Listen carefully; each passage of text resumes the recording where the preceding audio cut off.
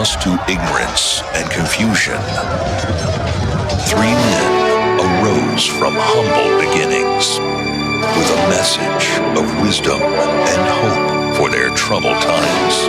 3 men who would eventually change the very face of humanity. But they fell off a cliff. So, here are some other guys. It's Song Talk Radio with Michael, Neil, Phil, and the gang. Welcome back to Song Talk Radio, episode 265. This is the show with songwriters talking to other songwriters about the craft of, you guessed it, songwriting. We share tips, tools, and techniques, and together we all become better at writing songs. I'm your host, Michael Proudfoot, and joining me are the genetically enhanced members of the Song Talk Radio Action Team. What? We have far-sighted Phil and night vision Neil. Oh, my goodness. Social media tonight, we have magnetic Micah, and finally on the tech board, it's reinforced Rita. During the show, please send your comments and questions to Song Talk Radio on Twitter or Facebook, or feedback at songtalkradio.ca, and we will share them with the audience. And please stop by our website at songtalk.ca to find out how you can be a guest on our show. Our guest this week is a familiar face to our show, award-winning and critically acclaimed composer, songwriter, and pianist Frank Horvat. Hello. Hello. Thank you. Whole Note magazine has called Frank one of the most inventive songwriters to come out of the contemporary scene in Canada, and I have to say that I agree with that. Oh, thank you. This week, however, it's a bonus edition because Frank is joined by his collaborator on the business side of his music pursuits, his manager and wife, Lisa Horvat. Lisa, welcome for the first time to Song Talk Radio. Thank you. Yay. So nice to be here. Well, very happy to have you here. And you've been doing a lot musically, Frank, lately. For Those Who've Died Trying project is doing extremely well around the world. Yes? Yes. I think I was in here last December talking about that album of string quartet music based on human rights situation in Thailand. And since then we've gotten great reviews for that album. And next month we're going to Brussels to hear the European live premiere performance of the entire work with the accompanying photos that I based the compositions on, so it's been a really great project, and we've had about 50 string quartets from around the world do recordings and post it on the internet with the hashtags, just bringing awareness about the human rights situation. So it's one of those really special projects where you can use your music to tie in and try to make a statement and bring awareness. So. That's fantastic. Amazing. How did you actually? I'm wondering how you actually reached out to those other string quartets around the world. Like, how did you get them? How did you get them to do that?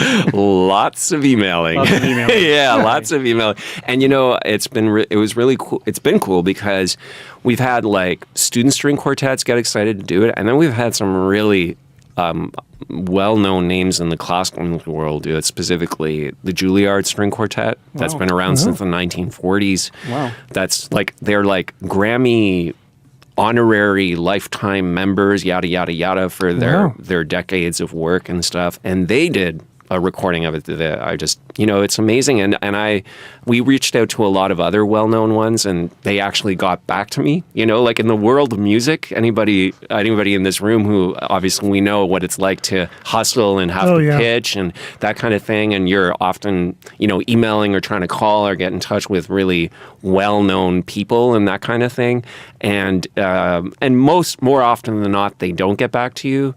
But I've had that a lot in my career.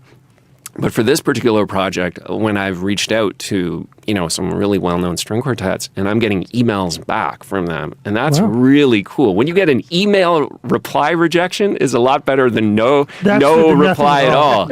So did you just look them up on the internet? How did you find their email addresses? Absolutely, yeah. The power of Google, You just do a search and, just create the mother of all spreadsheets, and, here you go. You just get yourself really organized and just keep track and follow up, and and we did it. Follow up is the big thing. Most Absolutely. people don't follow up. And for never sure, give up. For sure, on this project, you had the added value, if you will, of the social protest kind of Absolutely. angle, right? And that tends to get people moving in a way that just I'm just doing a music project for its own sake. That maybe wouldn't. Right. You're Absolutely. doing good with it. Yeah, absolutely. And that it was a really important thing, and that's why we wanted to do a social media campaign. That's why we started the Music for HRD's campaign, was to use that as a platform to use a performance by a string quartet, just them videotaping themselves to talk about these issues. And I think we talk a lot about the cruddy things about the ills of social media and stuff, but there's a lot of good things, that can come out of it for sure. Well, we a while ago we did a show on doing PR and how to get a reply back from newspapers, and a big part of it is having something interesting. And your project was very interesting. Yeah. Like, it was sort of unusual. It wasn't just another string quartet. It was actually had a really interesting twist. Yeah, I mean, I was inspired by the work of this photographer, and I wanted to create music based on each of the photos in this photo essay about this situation in Thailand, and it just really worked out well. And I think in this day and age of technology, we live in a day and age where we can collaborate with a lot of different artists, of different disciplines, and it's easy to do that from afar. The photographer I've collaborated with on this project, I've never met in person. He lives in Thailand. I've never met him. Right. Yet we're so close, and we've become like kindred spirits and good friends from afar. And that's the cool thing about the day and age we live in. Anything goes, basically. That's true. Thanks to technology and stuff. Amazing. So we wanted to talk to you a bit about your music, but the reason we wanted to have both of you here is we wanted to talk to you also about, aside from music making, something that's almost as important, how to fund your musical projects. And I believe Lisa knows a bit about that as well. So how do we get the money? Yeah. Why don't you guys start with the different... mostly we're talking about government funding, right? Yeah. Why don't you guys start with the different opportunities that are out there for artists and musicians? Sure. Well, I'll give it a first kick at the can. Yeah. In Canada, we are pretty lucky because we do have, for now anyway, a lot of different governmental granting associations that can help us out.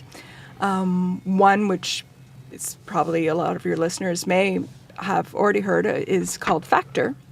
And so Factor is the foundation assisting Canadian talent on recording and records. Recording. Yeah. How many times we've mentioned Factor on this show? I've always asked, what does that stand for? And no one could ever answer that. Woohoo, so, I did it. Bonus points. And so they do exactly what their name. They will help your group, if you're a songwriter, beat producer, composer, they will help you get your music recorded in Canada. And they also offer, which is pretty cool, it's in a bit of a hiatus right now, but they offer funding to allow you to travel as a songwriter to go to workshops to improve your skills. Oh, really? So that's really great, and Frank's benefited from that before. They are right now revamping the program, and it's coming out again in the summer. So go to factor.ca and keep tabs on that, because it's money to travel. Can you talk about exactly how you went and approached the Factor people? Like, what was the actual process that you went through? Sure. So it's great these days that most of everything happens online. So you just go to their website, factor.ca, and then you actually have to create a profile. Who are you? Are you a songwriter? Are you a performer, composer? You create a profile, and then you wait, because they have to approve it. They have to agree that, yes, you do qualify as, there's certain eligibility criteria depending on the foundation. And so you gotta have your electronic press kit and all that stuff together. Your ducks in a row to a certain extent. To a certain extent. Yeah. Some have more, complicated application procedures to qualify you, and some are pretty easy. So you just take a look at what they offer, and you do that first, and you do that as soon as possible, because it can take a little while for them to get back to you. And then once they get back to you, you're basically in the system, and whenever there's a grant deadline coming up, you can apply. And what's the application process like? It depends on who you're applying with. So Factor is one, and their application process for most things is pretty involved. They do have the songwriting workshop travel money, and that's not as involved. And they also have funding for artist development, kind of like you tell them, in the next year, I want to do these things to forward my career. It might be record some demos, do some videos, create a website, go to a showcase, whatever it is that you feel and you can say would be great to further my career, and they'll give you funding for that.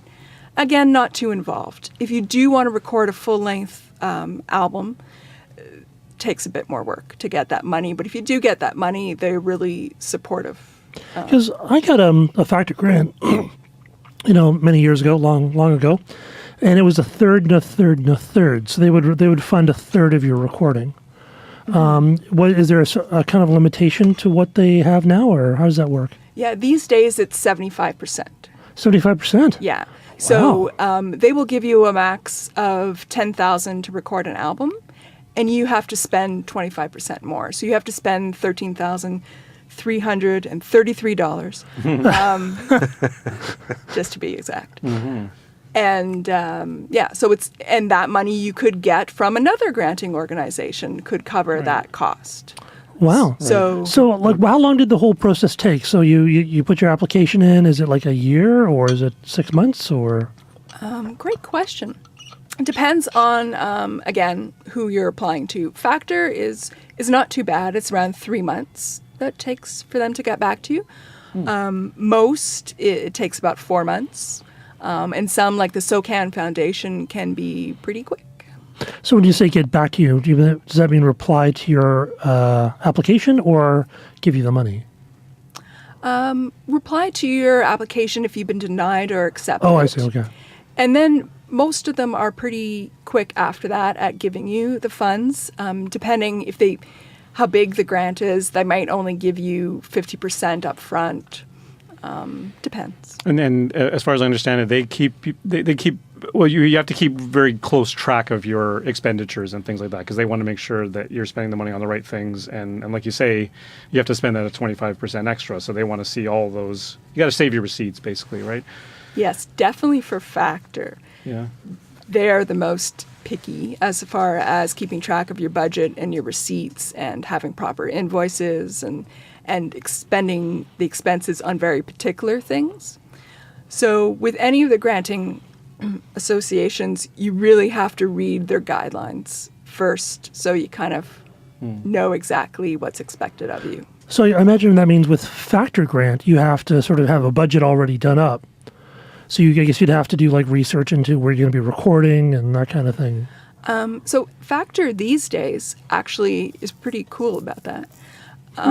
They will give you up to $10,000 to record your album, and they realize it's probably going to cost $10,000 or more to record your album, so don't bother with the budget up front. Really? So when you apply, you just kind of talk about your goals and what you're trying to achieve with the album, and that's pretty simple. The hard part with Factor is then you have to develop a whole marketing plan. Oh, okay. You have to justify why you're doing it. Exactly. And so that's the thing that takes a lot of time. Can you talk about that marketing plan? What's involved in that? Sure. Yeah, it's different for everybody and every type of project, but you have to outline a timeline of, when are you going to book your studios. So it's not even just marketing, but it's kind of the steps that you're going to take. Book your studios. When are you planning your release? Are you having a release party? Do you plan on touring the album? What's the tour going to look like? Who else is helping you? Do you have legal counsel? Do you have, whatever else you might need on this? And are you doing, are you releasing it digitally or physical copies? And then, how are you getting music out online? And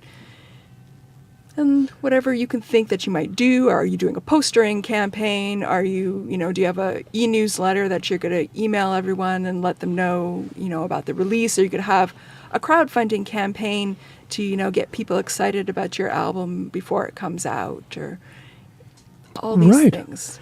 Is Factor accessible to emerging artists, or does it help that you have been established and have, so to speak, references, or that you're well known? Again, I can't exactly remember their criteria, but I think they're pretty good. They have different levels for different types of artists. So they have their general artist, which most artists fall into. And then there's like a category 2 and a category 3 for, big names that we know and love in Canada. Or not love. That's the one thing, a lot of either emerging artists should feel good about or be pissed off about, one or the other, is that a lot of these grants that us, artists in the DIY and indie artists in the trenches are going for, the big names are also. When you see the results of the grants, you'll see huge names on that list of people who got money and stuff, And I think it's sort of a little bit of the testament to the world we live in as musicians these days, that a lot of people need help because they can't sell music. Yeah, I've been told by people that I know a few people who have applied to Factor and even got Factor grants, but they said it took a few tries. Like the first time out of the gate, it's really hard to get it right off the bat. But I guess it does help if you've got a little bit of track record. Well, that's a huge thing about grants. Oh, sorry to interrupt, Neil, but for Lisa and I, we've been at applying for grants and working full time at doing music production and getting my music out there for about the last 5 years, I would say. And that means basically Lisa's been working full time on applying for grants for the last 5 years. Wow. And I don't want to say exactly what our percentage is, but it's pretty good. And we're, knock on wood, we feel very grateful and fortunate for all of the support we've gotten from grants to do our various projects and stuff. But by no means we've got rejected way more than we've gotten. But that being said, that's the world of the grant thing, and that's another important tip for anybody listening if they want to get into this. Don't give up. Yeah. You got to apply and apply and apply, and then one thing I'll speak for Lisa on this because she does this so beautifully, is after every single grant application we get, whether it's been accepted or rejected, she contacts the admin contact at the granting agency and gets feedback about what the feedback was from the jury about it. Oh, wow. This is an extremely, extremely important thing if you want to go down the road, because and they're usually willing to share that? Absolutely they do. Absolutely. And the great thing about that, and when Lisa first started applying, it's an art to writing a grant application and There preparing are people, these things. that's all their job is, actually. And Lisa didn't get a lot at the beginning, and then her average started getting better and better as she went along. And the only reason why that happened is, one, she's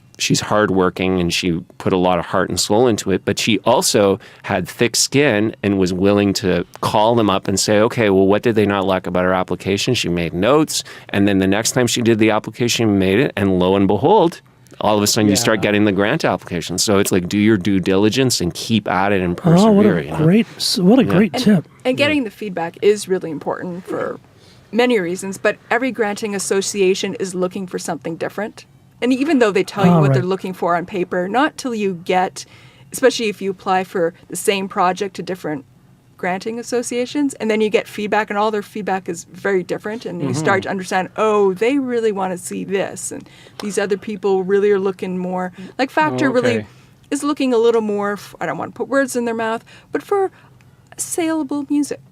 Right, yeah. Commercial. Commercial. Yeah. Okay. And not this necessarily the stuff Frank does is commercial, Not really. but a little more commercial than maybe some of his other projects. So can we talk about who else is out there? Yeah. So Factor then aside? there's like your national level. So the Canadian Council for the Arts, they're at the national level, and then you have provincial organizations. So in Ontario, it's in the Ontario Arts Council, and they're definitely more into more artistic projects. More you're experimenting. You're not just doing the same old type of music that you've done before or that other people have done. They're looking for twists, artistic twists. So maybe not so much pop stuff, or It definitely can be pop stuff, but just what are you doing to kind of push the boundaries of the pop stuff So, that you're doing? for example, if you want to prepare an application for the OAC, the Ontario Arts Council, and say,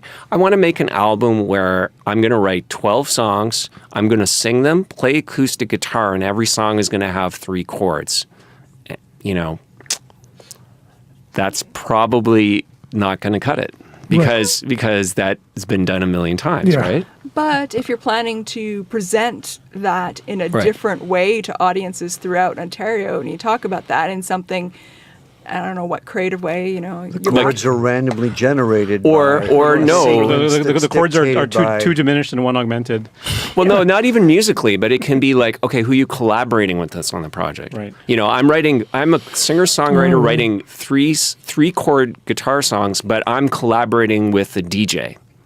And or all of the songs are on a theme such as pick a theme, you know, that is touching a nerve. And we plan to do school shows, you know, and this is on a theme for kids, or it's supposed to engage seniors, or blah, blah, blah, right? And nothing has to be dramatic, but how are you pushing yourself as an artist? That's what they want to see. right. You know, so it doesn't have to be crazy ideas just for the sake of crazy ideas, but how are you furthering your craft and pushing yourself as an artist and pushing your music?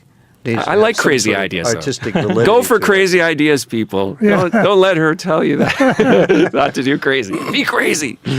Crazier the better. And then in some municipalities, you have your municipal granting associations. So for in Toronto, we have the Toronto Arts Council. Guelph has the Guelph Arts Council. And I'm sure there are others, depending on where you live. Right. So now, let's talk about the Ontario. And then there's the SOCAN Foundation. But Right. sorry, Phil. Well, let's talk about the Ontario Council of the Arts, because I know that's SOCAN is very much for musicians, but is it? It's the Ontario Council for the Arts, isn't it? Ontario Arts Council. Arts. OAC. They all do it differently. You know, I've used that logo on my client stuff so many times. I should know it. I don't know why. It's a brain fart there. Because they do a lot of different things. They do visual arts. They do poetry. They do books. When you were working, let's say, trying to get one of those grants, well, how many times did it take you to actually get any kind of traction there? I think they were the first grant that we ever got was the Ontario Arts Council. It was a pop grant. At the time, they had pop grants. Now they just have music grants. So it doesn't matter what kind of music you're doing, you know, you apply for it. And I think just because of kind of who Frank is as an artist, we were very much more in the experimental side of things. So they were easier for us to fit in at first. Even though my first Factor application was actually just almost made it. But then it kind of tanked after that for a while, and getting the feedback and understanding what they were looking for really helped. And We should probably explain, just so people understand, when you say almost made it, that you should explain the percentage system and you get graded on your grant application. So maybe talk a bit about that. Yeah. Is that with all of them or just with Factor? just with Factor. Yeah, so Factor is the only one. They have different they have different, well, they all have, they'll tell you how the jury ranks you. So some will say it's like on artistic merit, on viability, on the impact of your project. That's kind of an OAC thing, but you never find out your mark. Except Factor. But Factor gives you a mark, and so they have a percentage, so much percent, let's say maybe 20% on the actual music, the writing of the songs, and then another percentage on the vocal that you have, because you have to submit assessment tracks. So tracks so they can kind of hear what it is that you're going to record.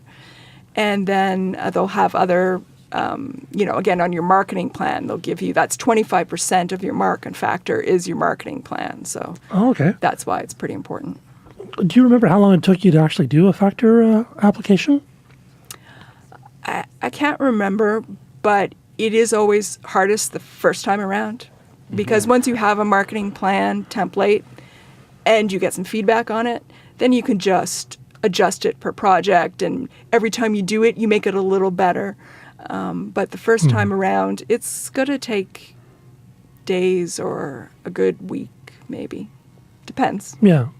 Which is fair. I mean, you're getting money, Yeah, for it. you want to so- get it right. You need to take time and do it right. Yeah, and that's maybe why I've heard that people don't get it the first, second, third time around because they're in the process of learning, and especially, and it's not just what they want; it's what they want in reference to what you're doing as well, right? Because there's a different fit for everybody, and their criteria is going to change based on what you're offering as well, right? Yeah. Yeah. And I think, you should always resubmit, always get feedback, and know that some of the feedback is going to be junk. Some of it's going to be really helpful, and some of it you're going to think is junk when you hear it. And then if you let it sit a bit, then you're like, okay, maybe there's something here. But also know that each jury that Factor has or any other association has is going to change over time. And they may appreciate your application one more than the other. So don't stop trying. So it's a bit of luck as well. And you've been applying for Absolutely. different types of music, some more pop, some more classical as well, right? Very different projects, and we've applied for like song projects, very classical projects, musical, everything in between. Yeah. The other thing I just wanted to quickly mention about some of the grant things is what's interesting, I think, and Lisa, you can correct me, about OAC and Canada Council, they will often tell you if you didn't get money, they will often tell you that we would have given you money if we had it.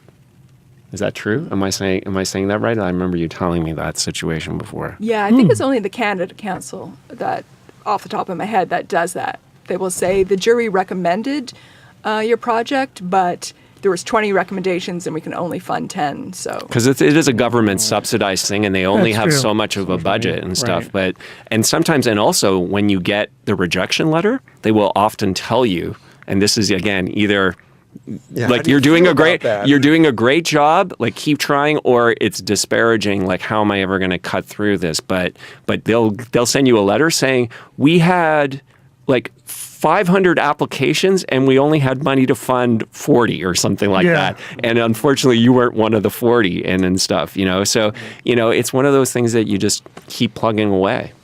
Yeah. Okay, All right, speaking of plugging away. you're taking this? Yeah, speaking of plugging away, we'll be right back after these messages. For those of you just joining us, you're listening to Song Talk Radio. We're streaming on songtalk.ca, and tonight we're talking about the various ways for musicians and songwriters to access government funding for their projects. Not one that you guys want to be missing. So don't forget, we love to hear from you. Please tweet in your thoughts to us at Song Talk Radio, or send us an email, feedback@songtalk.ca. We'll share your thoughts here on the show. And you can find links to all the products, books, and web services we mentioned on the show on our resources page at songtalk.ca, and certainly we will have a new section on our resources page for funding opportunities. Yes. And coming up on Song Talk Radio on April 30th, the return of Audio Insurgency, fantastic musical duo. And on May 7th, we have Adriel Smiley with information on how you can get your songs onto playlists at campus and community radio stations. So that'll be informative. And if you're in the Toronto area, please join us. Our next Songwriters meetup is on Sunday, May the 26th from 1 to 4 p.m. That's at the Transact Club. It's in the Annex area of Toronto. And it's free to join and free to attend. Stop by songtalk.ca for the link. Back over to you, Michael. Well, thank you very much, Neil. Lisa, Frank, you were talking about the different places that you can go to get money, and they offer it for different reasons, and you can be eligible in different ways. Are there any best practices that you would recommend sort of across the board when putting together a package, an application? and everyone turns and looks at me. No, actually, I can start. Because because the benefit, I consider myself one of the luckiest musicians alive because I get to work full time with my wife. Yes. On this, and she's great at handling all the admin stuff and the applications and stuff. But we do work really closely, and I think to get the ball, one of the first steps to get the ball rolling is Lisa and I will have like probably one day, 3 or 4 times per year, where we sit in our office and stuff.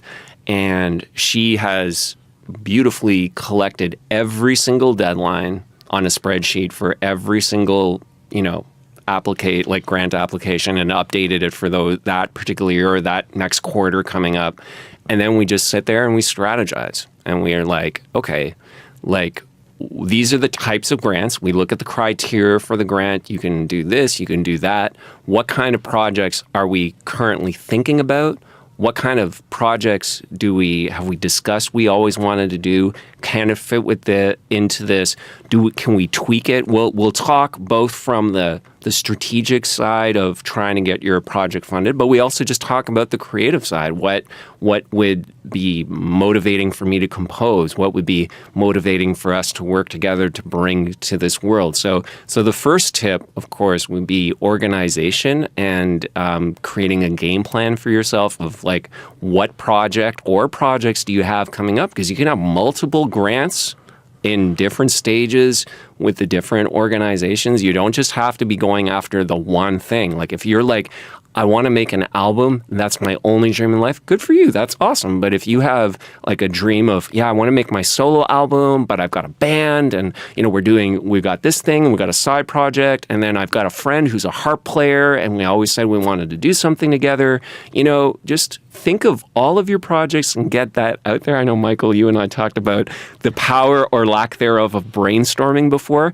but this is the type of thing that we'll do. And it just starts with the idea. You can't just sort of say, I want money, Right. First, it has to be about what's your dream? What's your passion? What imagine in your mind, what would you like to see come to life? And then try to see what's out there to fit within that. So, and then once you do that, then the work begins for the grant writer. So, wow. Put the passion on the page. So the jury, the people who are assessing your application are all fellow artists. So they know what inspires them and they can see inspiration. So if they can see, write it from you yourself as the artist, and if they can see that you're passionate about something, that you're going to see it through because it means so much to you, etc., that comes across. If you can get that to come across on the page, you'll definitely reach out to somebody and on the other side, and they'll be more likely to go, this person's going to do this and create something awesome out of it. And again, this is a partnership at this point. So if you're getting I have somebody to help me with these types of things in the grant application. If you've hired somebody to help you, like a grant writer or that type of thing, or you have a good friend who has, say, a business writing background or a good creative writing background, maybe, that type of thing is not your strength. It's not my strength. I can write, but, to write an application to do a pitch, it's very much like the business world. You can correct me if I'm wrong. I know you've worked in the business world. I'll correct you on that. Okay, it's not. Okay. But anyway, it's definitely, it's not, like writing lyrics, right? You can't be so fluffy and frou-frou because you have to have a certain type of vision of where this is going. But this is what Lisa does often. Lisa will give me a list of questions. Okay, we've decided we're going to apply for Project A with Grant A. So because she's going to handle the application, she wants the dream, the passion, whatever of what this thing is about. So rather than make me write the grant application, she'll ask me questions, not even in the application, and she'll ask me, and I'll write my passionate reply of my vision for this, and then she'll edit it. And then she'll take it and then edit it so it fits the grant application, so it's more specifically focused. And this is where it becomes like a partnership back and forth, I think. So she translates your greater artistic ambitions into something that I guess so. Speak. But not even that. She actually is helpful in focusing the artistic vision as well, because a lot of us here are creative souls and creative beings. One of the things about being a creative soul is just blabbing out the ideas. But does it have any cohesion? Does it have any process? And then I find it very helpful from an artistic standpoint, in the process of preparing the grant application, it becomes part of the artistic process in focusing your ideas, giving you a focus, giving you a process of, okay, what are the steps involved, and that out of that comes new ideas that makes your project better from a musical standpoint. So. Yeah, definitely. Even though they take a long time and you might not receive money, it is a worthwhile process to go through because you refine what you're doing, you understand it better, you can see it on a page. Other than Factor, you have to do budgets and that kind of thing, so you can be a little more realistic about what it's going to take to get this done. So it's time relatively well spent. It's actually it's like writing a song and writing a composition. When you have parameters to work with, that's usually when you tend to be your most creative. Exactly right. And so just coming up with concepts of projects in getting a grant application becomes, like I said, a part of the creative process. So have you ever come across a grant application or they're asking for something specific and that's actually driven like the creative side? Is that what you're kind of saying? Or maybe it just twists something you had on the plate already and you go like, oh, I can morph this so that it actually fits the application better? You're asking a chicken and egg. What came first, right? Well, and the answer is both. Sometimes we've had situations, right, where we had this vision of what we want this project to be, and then we went and found the grants to fit in. And then I remember the album Love in Six Stages that I did that got money from Factor. That was really driven by you seeing the grant application. I remember that. And do you remember specifically what the criteria was that? It was an old grant that Factor doesn't offer anymore. It was like a demo grant. So we thought, how can I make a bare bones interesting album? And because it was just like a bare bones grant, they didn't want it to be a lot of bells and whistles production-wise. So then we thought to ourselves, can I make a really simple album but with a little artistic twist of just having a piano and me playing piano and a vocal solo singer. But we put the twist on it that every song was 10 minutes. Oh, okay. And Factor gave us the grant for it and stuff. But I remember I didn't even dream of that project until Lisa started reading the criteria of that particular grant. And then the grant, the requirements and the criteria of the grant spawned the idea of what that project was. And interestingly enough, it wasn't motivated from my own imagination, but it's actually one of the most original projects I'm very proud of. Mm-hmm. Well, it's like being commissioned. Well, it is. To do you're just being commissioned in kind of a different kind of way, but I mean, it is like being commissioned to write something for a movie or. Absolutely. Say that we want you to do this. I'm curious kind of to hear that. We actually have a couple of tracks. We could maybe play one or May I ask a bit of one. Yeah. First? Vanessa, you have a question? So you submit a proposal and they grant it. So you have to stick to exactly what you said in that proposal. And then can they be like, well, you said everything was going to be 10 minutes and all your songs are actually 3, so we're going to take the money back? Like, how does it? Okay, yeah, we've had some interesting situations. So is that not a thing? Well, it's definitely a thing. So what happens when you apply saying we're going to do this, and that, and then once you get the grant, doing this, and that are no longer possible? How does that work? And so the granting organizations know that things change. Your project evolves as it goes along, and by the time you get a grant, it's been a while and now you're in a different place and different things are happening. So they do understand that for sure. For grants that you have to submit a budget, often they'll say if your budget changes by like 25% or so, you're okay. But if it's more than that, you're going to change what you were going to spend money on. I was going to spend it all on, producer, but now I'm going to do it in my basement, so I need to spend it all on something else. Then you need to talk to them.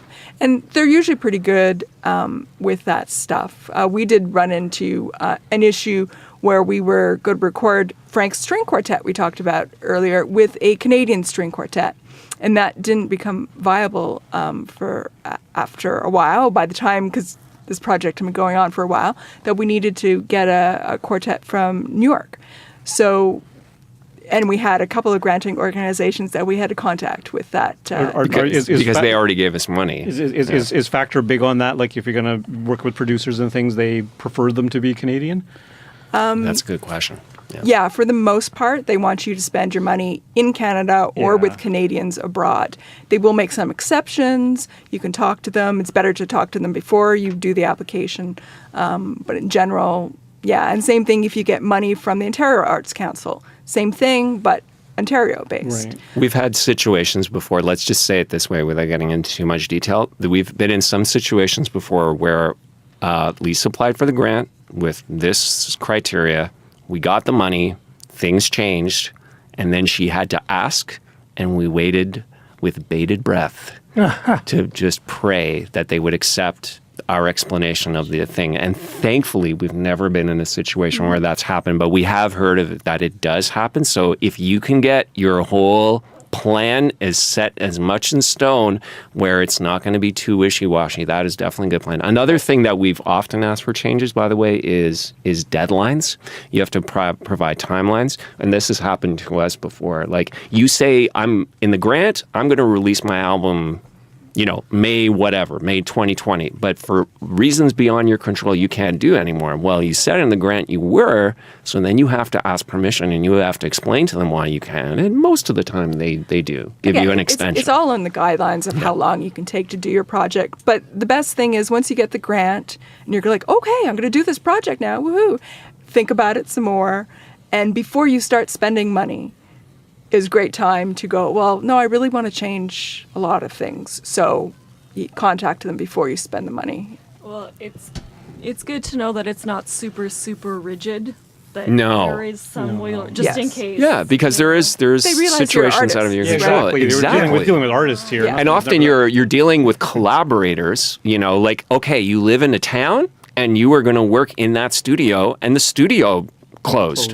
Like, what are you supposed to do? And it was in your budget to work there and not travel and blah, blah, blah. Well, they're going to be sympathetic towards that. Yeah, they got to understand some things are outside of your control. Well, and I think a lot of them people who work in these organizations actually were artists themselves at one time. So it's not like, they're talking about someone who has no idea how things work.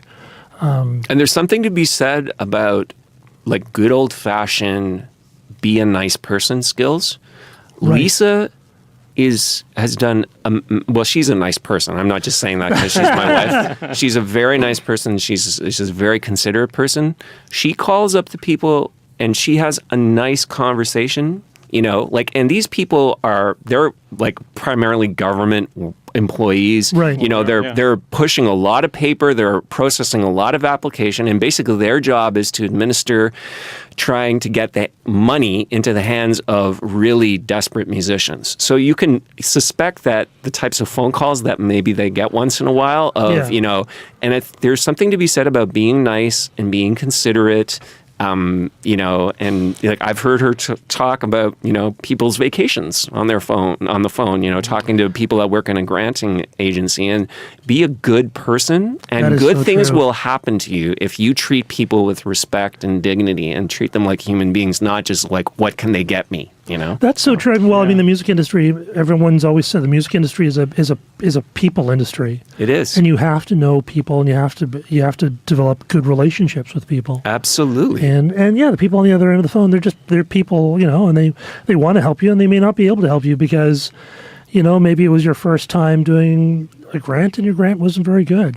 Yeah, or they just didn't have enough money. Yeah. But there's still something to learn. And Lisa, I say this again, Lisa will get follow-up even on grants we get. So there's no cockiness, there's no arrogance. It's like, we got a grant. Was there anything maybe they mentioned that maybe we can improve on, or that kind of thing? We don't even rest on our laurels that way. What was it that caught their eye? What caught their eye? Right. So we know for next time. Yeah. Oh, right. Absolutely. What was effective? Do you remember any of the feedback that you got? Like, what kind of changes would they?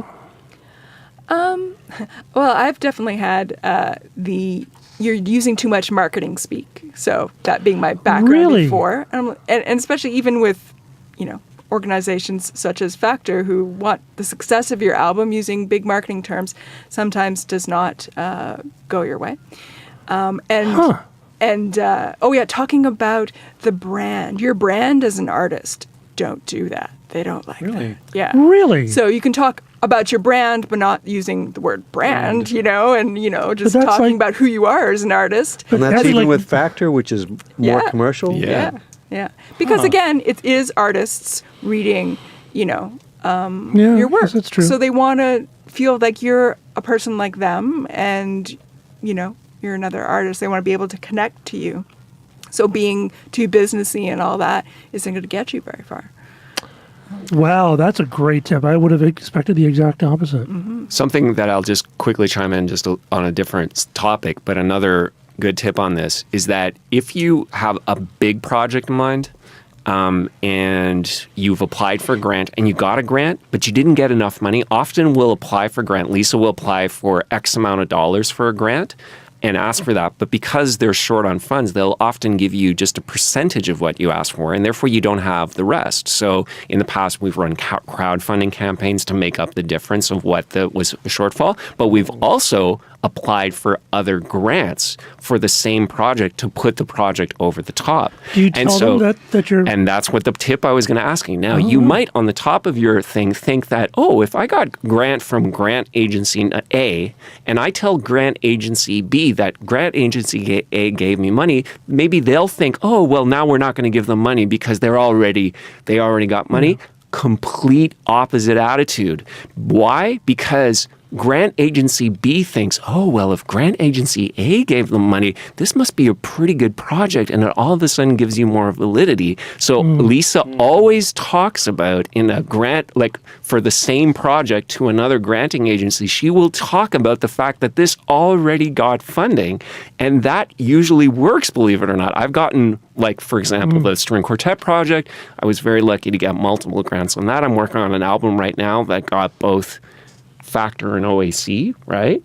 And she included to Factor. I think Factor came after. OAC gave me money first. Then she applied for Factor money, and Factor gave me even way more money than OAC did for that. And it was primarily because Factor was like, well, this is sort of an artsy thing, but if the OAC gave them money to do this, there must be something valid here. So let's go for it. I have heard, actually, that the more grants you have, the more you'll get. Well, maybe we're on a roll. Maybe we're doing well. A minute ago, Frank, you mentioned crowdfunding. You guys talk about how much of that you've done? So we did a big crowdfunding. I don't know if you guys remember 2 years ago, I released 4 albums in 1 week. Yes, so I contributed to that. Yeah, thank you, Neil. Yes, you did. And a lot of those, a few of those albums did get grants from Factor and OAC, but we did have a shortfall for the overall budget to do all those albums. So we did write a crowdfunding campaign for that. Actually, we're about to start this Thursday. We're going to start a new one. I'm going to have a musical I've composed the music for in this summer's Toronto Fringe Festival. Cool. So we're gonna have a crowdfunding campaign to cover our expenses of running that, and yeah, that maybe is a whole other show. Well, but like just generally, what are the differences between applying for a grant? Well, I mean, you're not a crowdfunding. You're not applying for anything, but it's a very different creature, isn't it? It is. Yeah. Yeah. Well, with crowdfunding, you want your potential funders to feel part of the project. Right. Right. For the granting associations, they just want their logo on it, and that's good. But you want, and it's also a great way to get people excited, to get more people potentially at your release party, or in this case at the Fringe in seats in the theater coming up this summer. So it's more interactive. It's often your fans of your music, so they're looking for, they want to help you out, your family, they want to support you, they just need to know how. And applying for a grant is a bit like hitting a home run, right? It's like you're going to get this big bulk of money to cover a project, right? Well, but it is hit and miss. You're not going to hit a home run every time you go up to the plate, right? But a crowdfunding campaign, you can get little trickles of money that help you on your way, and that is a helpful thing. But we've done the thing before, like I said, 2 years ago, we did both at the same time. We got grant money, but it wasn't enough to cover all expenses, and we still did it. And by the way, you can talk about that too, Lisa. I remember back then you told us that the granting agencies love the fact that when you tell them you're also doing a crowdfunding campaign, because that helps your situation, right? And they won't look down on you. Oh, well, if they're running a crowdfunding campaign, then we don't need to give them a grant. That shows you're a go-getter, you have initiative, you're proactive. It actually is a plus, right? Right, because you're engaging your fan base, so they like to see that. And one tip, so the SOCAN Foundation, which is another body that gives a couple of grants to songwriters. So if you're a songwriter in Canada, you can register for free at SOCAN and become a SOCAN member. And they have a commissioning grant. So let's say there's a bakery down the street and they want songs to play in their bakery that are specific to them. They could commission you to write some songs for them. And basically, if somebody gives you $1,000 to $3,000 to write a song, SOCAN will double that and give you another $1,000 to $3,000. So that's a good motivator to either get a sponsor to give you that $1,000 to $3,000 or to do your crowdfunding campaign. Because if then you can apply with SOCAN and they'll match your funds. And say 50 of my closest friends were asking me to write this song, and they've donated $1,500. So SOCAN, would you give me double that for me? Wow, that's fascinating. Yeah, there's lots of stuff out there, but it's a skill that. And just for our listeners, what are the sort of top crowdfunding websites that people use? In Indiegogo and Kickstarter are the top, but they take a 5% extra off of your earnings. So GoFundMe is one that doesn't do that. I believe fundraiser.com or .ca or something. The impression Indiegogo was sort of more geared towards artists, maybe just because the artists I've contributed to, that they tended to be on Indiegogo. Mm-hmm. What were you guys on when? Not them, no. Not them? Okay. We were on another platform that was in beta, a Canadian company. Oh, okay. And we're trying to go with them again for this crowdfunding campaign. We'll see if that works out, if we hear back from them. But so there are a few different options. So you definitely want to check what kind of fees they're taking, because with Indiegogo and Kickstarter, you're basically having to pay over 8% of your donations out to other people. Well, of course, they have to make a living too, right? I mean, they do. cost of servers. And I guess, and they provide a different level of service to you, do they not? Or? Yeah, but also I'll just say quickly that if you have a personal relationship with people that are going to crowdfund for you and you're connecting with them on a personal level, you should try to get them to donate to your crowdfunding campaign, not through check, cash, that kind of thing, because that way then you can avoid those fees and then they collect it. And you can tell your fan, your super fan or your family member or friend or whatever who's going to donate, it's better this way because I'm going to get all the money to help me for this project that you want to help me with. So that's a cool thing. Also perks. Perks is a huge thing. As musicians, we have the ability to give away free swag, house concerts, that kind of thing. You can become really creative, and as Lisa said, it's a great way to do promotion for yourself anyway. It becomes a win-win. You're collecting money to fund your project, and it's a great excuse to post on social media about what you're up to, and people love that type of thing.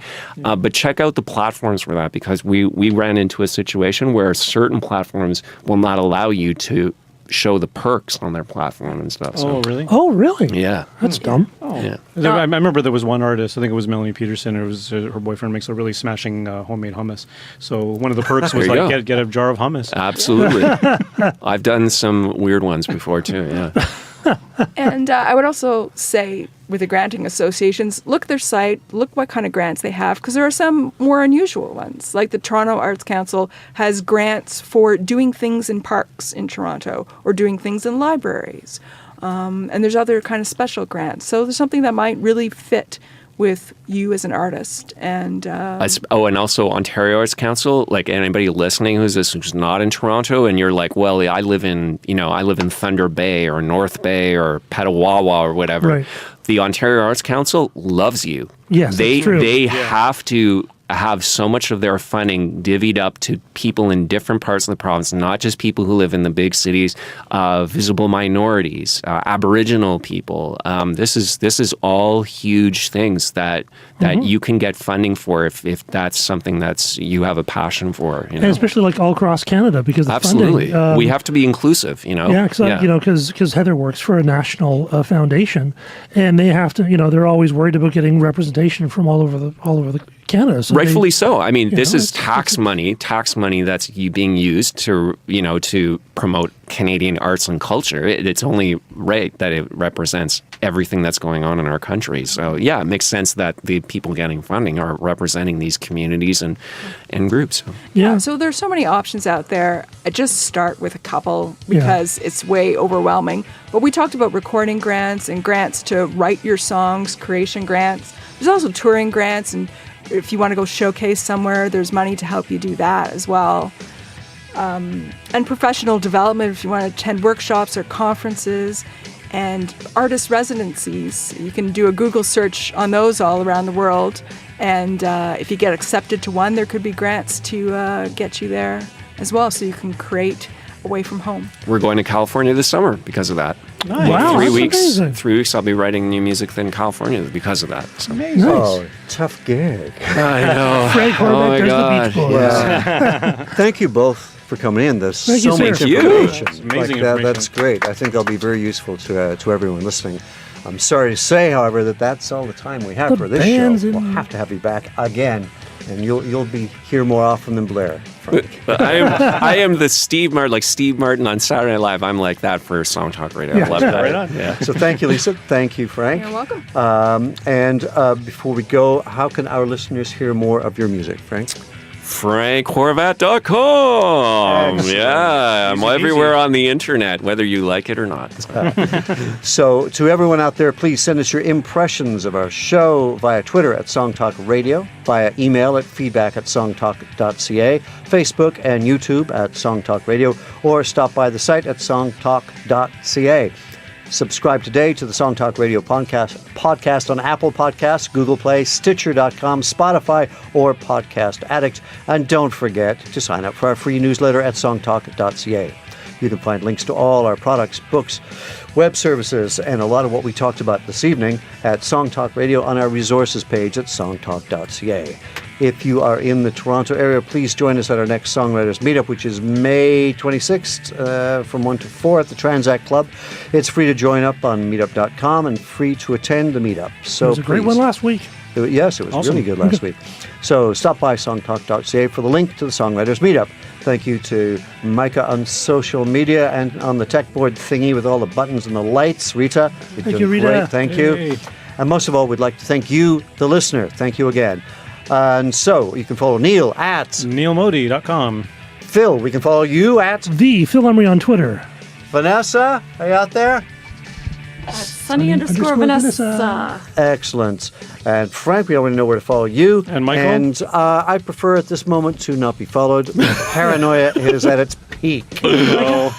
Please stop by the website at songtalk.ca to browse past shows and find out how you can be a guest. Keep on. Wait. Oh, Micah, how about you? Oh, Micah, you got. At Jimmy Micah on Instagram. What about Rita? Instagram, What about Rita? What how about Rita? fancy. Gal Nick Miller on Instagram. Okay. All right. Nice. Sorry, I didn't mean to cut you guys off. Cut It them wasn't out. on my paper, so you didn't exist. So please stop by the website, songtalk.ca, to browse past shows and find out how you can be a guest. And remember, keep on writing those songs. Good Good night, night. everyone.